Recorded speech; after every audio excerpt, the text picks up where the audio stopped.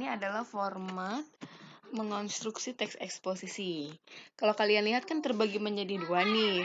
Bagian A itu membuat kerangkanya dulu, bagian B baru kita kembangkan menjadi teksnya. Nah, yang pertama harus kalian perhatikan, ini temanya sudah Ibu tentukan, yaitu tentang pandemi COVID-19 di Indonesia.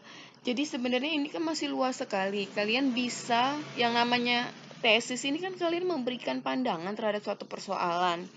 Nah, pandangan persoalannya ini kalian bisa melihatnya dari kacamata ekonomi, dari kacamata segi kesehatan, lingkungan, pemerintahan, seperti itu ya. Jadi ini temanya sangat luas dan kita spesifikkan ke dalam judul kita. Nah, judul itu biasanya gambaran dari isi teks. Nah, sebenarnya untuk teks eksposisi, gambaran isi teks itu ada di tesis. Ibu kasih contoh, misalkan saja Ibu mau mengomentari dari kinerja pemerintah. Berarti di sini harus ada apa nih yang menjadi penilaian Ibu terhadap persoalan ini. Oh, Ibu ingin menilai seperti ini. Pemerintah Indonesia serius menangani pandemi COVID-19. Nah, di sini sebenarnya yang Ibu judge, yang Ibu tekankan adalah bahwa pemerintah Indonesia serius.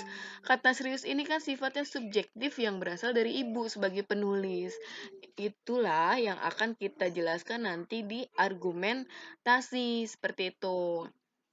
Nah, misalkan di bagian argumen yang pertama, Ibu ingin mengatakan bahwa pemerintah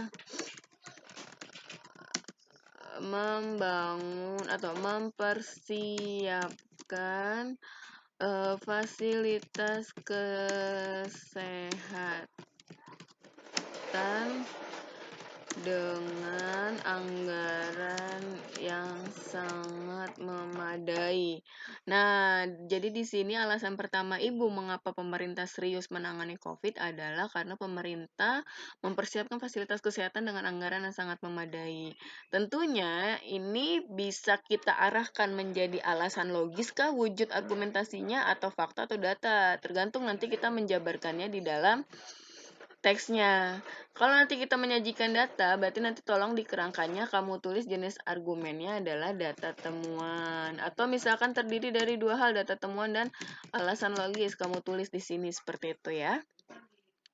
Nah, untuk pengembangan teksnya berawal dari gagasan pokok yang sudah ditulis di kerangka. Jadi kalau misalkan ini tesisnya tadi tentang ini ya,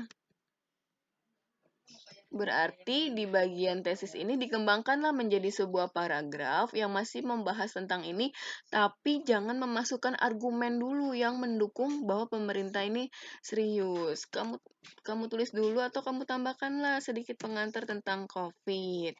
Pandemi COVID-19